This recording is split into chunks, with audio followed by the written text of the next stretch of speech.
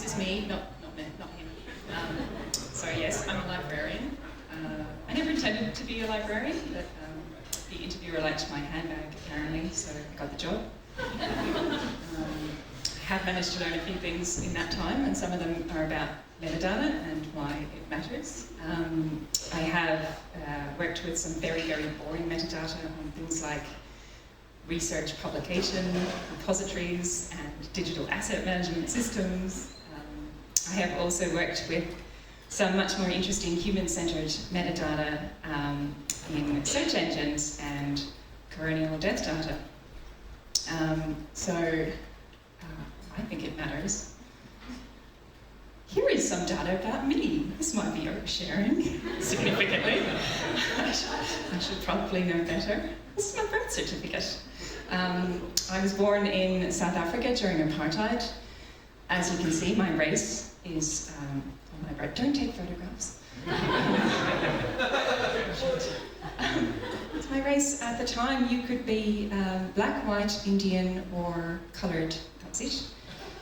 And that really determined your entire life, what you were allowed to do for a job, where you were allowed to live, places that you were allowed to eat. Everything was determined by that. So it's a really significant classification. It didn't stop being put on birth certificates until 1991, just before apartheid was dismantled. Fast forward to 2020, in the US election. This is the CNN showing just a racial breakdown at an exit poll, nothing unusual, except they identify Native Americans as something else. You can imagine what would happen here if we started to call Aboriginal and Torres Strait Islander peoples something else. They're both examples of metadata. I think they matter immensely. But what the hell is metadata? So it is data about data, not a very helpful description, but it's the one you hear most of the time. It's the descriptive information, things like the ISBN in that book. It's the more technical descriptive information, like the camera type in that photograph. It is, believe it or not, incredibly useful information because it gives us information about information. It answers questions like who, what, when, where, why. It allows us to do things like find and organize data. It gives data context. It gives it relationship information so you can understand more about the data. Now, metadata is not new.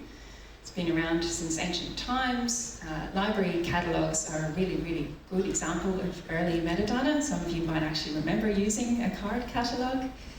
They're not in use anymore, but if you're a sucker like me, you might be able to buy one at Joel's auction house for way too much money. Now, there's loads and loads of metadata schemas and metadata standards out there. Let's have a look at good old Dewey. So this is Melville Dewey, just a little short history. 1876, he released the Dewey Decimal Classification System. It was a big hit. It became one of the standard systems. It's used in tens of thousands of libraries all over the world today. Really solid innovation for its day. And it still is. It's still being used every day. Melville Dewey was quite an icon of the time, and still is, really. He was founder of the American Library Association. He was a state librarian in New York. He founded the first library school ever in Columbia University. His contribution to public education was absolutely enormous. He was also a total shit. He was racist, he was homophobic, he was anti-Semitic, he was misogynist. He was kicked out of the American Library Association for sexual harassment. He was forced to resign from his librarian role because he wouldn't allow Jews into his private club. All round, not really a great guy. This personal biases that he had, they spilled over into the classification system. And it's not to put down the classification system, it's actually really, really good, but it shows what he was thinking at the time. And of course, he was Christian. Religion is the 200s. And pretty much no other religion gets a mention except Christianity until you get to 290, and all the other 4,000 religions are stuck in the last 10 numbers. That hasn't changed very much today. LGBT groups of people weren't even mentioned until the 1930s, when they appeared under 132, mental derangements, 159.9, abnormal psychology, and in the 80s, 363, social problems. You'll be glad to hear none of these numbers are in use anymore. So where are they now? The 306.7, sexual orientation, better but not right. If you were a kid these days, you could still go into a library and find a book on being gay, but it might be between a book on incest and pornography. So not great. Racism is also systemic in the classification. Originally, any book by a black author was classified at 326, colonisation, even if it was a book about poetry, any subject whatsoever. And there is one woman called Dorothy Porter who changed all of this. She spent a lifetime working to change it and really should be more famous than she is for doing what she did. There's still a lot of racism in the system.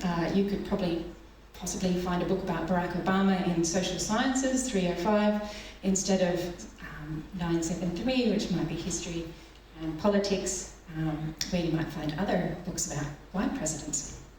And if you're a woman, you don't get off scot-free either. If you were pregnant in 1880 and you wanted a book on pregnancy, you would have to look in the section on disease.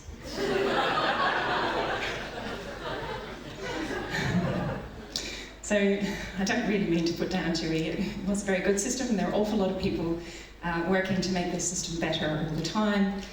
It is a very physical-based system, and of course now the digital world is moving way ahead of this, and we've got databases, and we've got the ability to do keyword searching, full-text searching, and a whole bunch of other things that make a lot of these archaic classifications less and less relevant.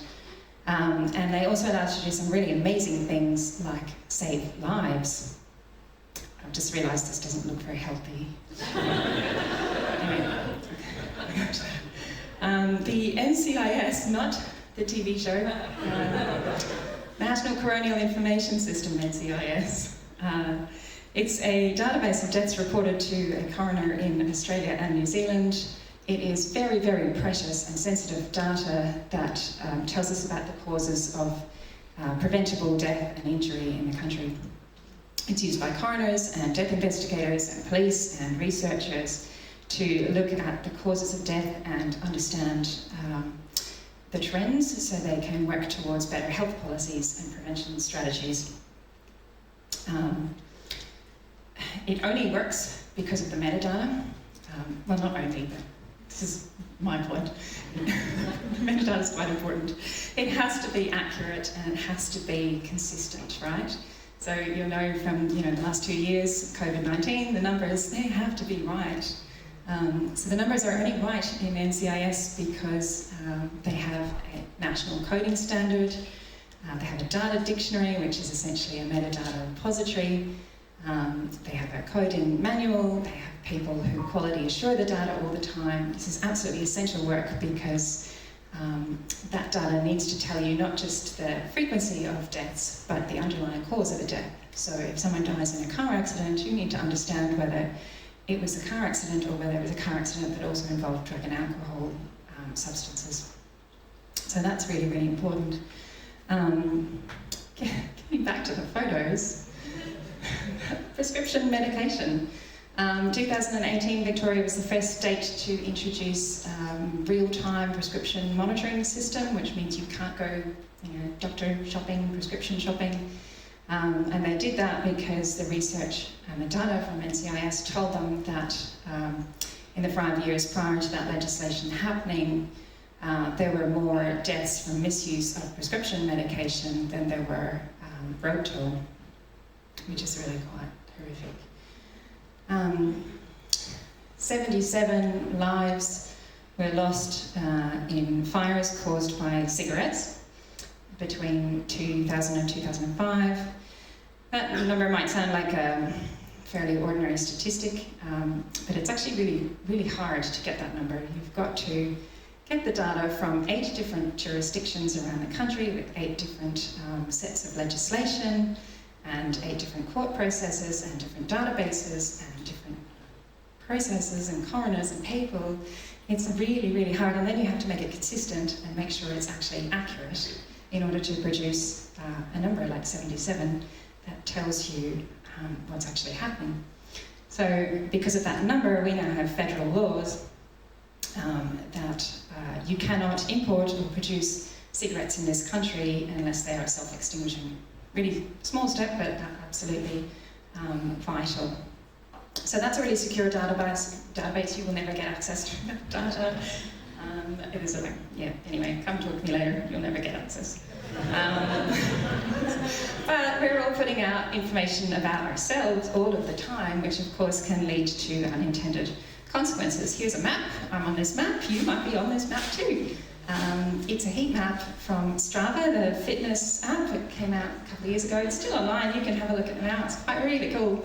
But immediately people started looking at the dark bits and going, why are there people running around the desert in circles? Well, that's because there are US military bases in the desert, and they were clearly identifiable because of Strava data. Some of them were a secret, and not only were the bases identifiable, the soldiers doing the running were identifiable. But I don't feel very sorry for them, because this is Edward Snowden with his boss in happier times. A few years later, Edward Snowden told us all that the NSA, the National Security Agency, was spying on Americans' metadata in a massive way, and ours, everyone's. The NSA and, in fact, our Australian government has always maintained the position that it's just metadata. I think we all know that's probably not true. In 2013, the former General Counsel Stuart Baker said in an interview, he said, metadata can tell you everything about somebody's life. If you have enough metadata, you don't need content. And Michael Hayden, who's this chap here, the director of, former director of NSA and CIA, called that comment absolutely correct. And then he said, we kill people based on metadata. Yeah, that's pretty horrible.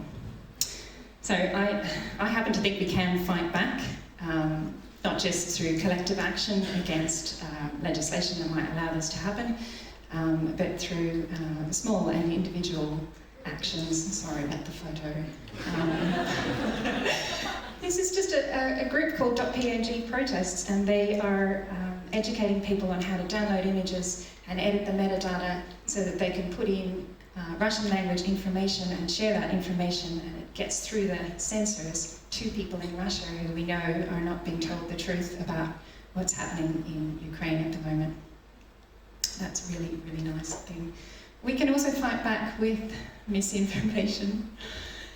This Berlin artist, I love this. This guy, he got 99 phones and he opened them up to Google Maps and he put them in a trolley and he wheeled them around Berlin.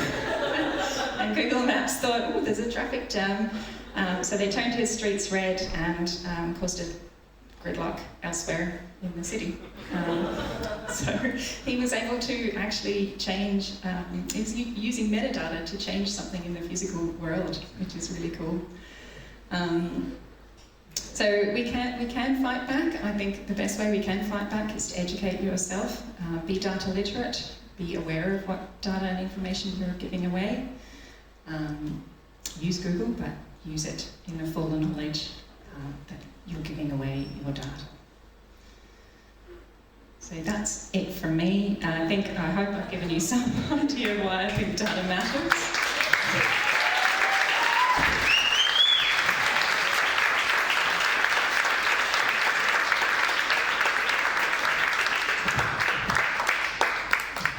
thought I'd say these two things in a sentence together, but I have a sudden urge to scrub my entire digital and physical being and scream because my uncle was right all along. So that's trauma I'm going to have to deal with later. Sorry. Now, questions. On to questions. Can we get some house lights? Questions. Metadata. Meta questions. Metaphoric. Yes, in the front row. What's the best way to meet as individuals? Like, what should we do to manage our metadata? I guess obviously knowing that you've got to give up a lot, but what can we do? So, as individual citizens, what can we do to fight the guy who uses metadata to kill people? Become a librarian. Change career. There's stuff you can do. You can use a VPN. You can use operating systems like Linux. You can use communication channels like Signal. You can just be more careful about what you post online. You can just not post too much or say too much out there. But ultimately, they've got your information, and it is out there, and you can't hide. I feel really bad about that. Please tweet this event slide that we have in here. All right, any other questions? I can't see at the back. Yes, at the front. For someone with young children, what advice would you give about teaching them about technology? So, as a parent, or as parents, what can we do to make sure that our kids don't make irreparable mistakes with their metadata?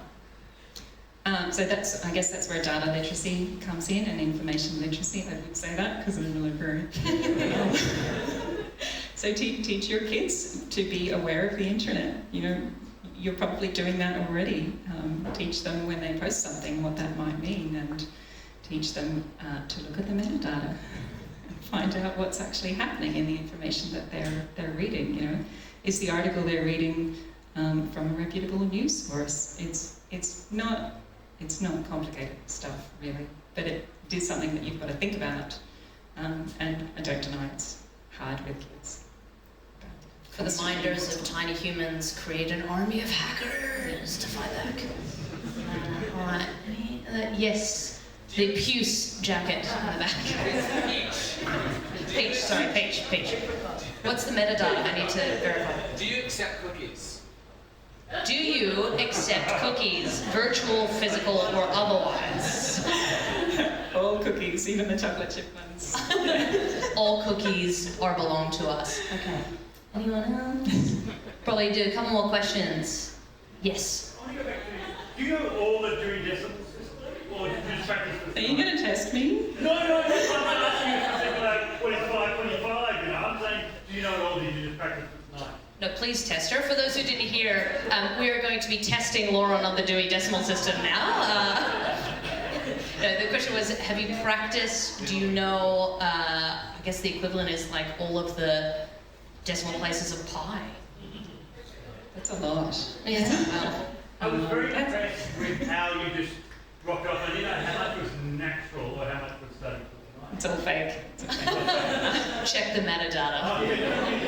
It's been a long time since I worked in a public library, and I did know all the numbers in those days, but now I only work with people and systems, so I don't, I can't remember the last time I borrowed a book, actually. I know the computers have finally taken over. Any questions? I see the head. Yes. What on earth are we going to do when we run out of QR codes? Oh, poignant topical questions. What do we do, or what are we going to do when we run out of QR codes? Is that even possible? I'm just a librarian. I love that this has turned into you getting grilled about all things. Fix my life! What do I do? There's always more QR codes. All right, one more question. I think there was one. Yes. So the Dewey system, the standards last original time, set the stage for metadata. Now we have tens of thousands of different standards and databases and search engines. Is it better to have one or many different metadata standards? Should we trust one system for cataloguing or tracking metadata, or is it better to divest? One system never does everything you want it to do, no matter what the system is and what you're trying to do, in my experience. So, and it depends what you're doing. So one system is appropriate for medical information, and another system might be more appropriate for a different type of information. So it's not really about a single system, a single numbering system. It's more about what is the data you're trying to categorise. So, for example, with NCIS, that's a homemade, Australian-made system that has grown in the last 20 years out of other systems. But it needs to be particular to that database and that particular data set in order to be usable for us to find that information. So we can all rest easy because there will never be one Dewey to rule them all. Thank you. Please thank everyone. Lauren, the metadata guru. And on to another 10-minute break. We'll see you.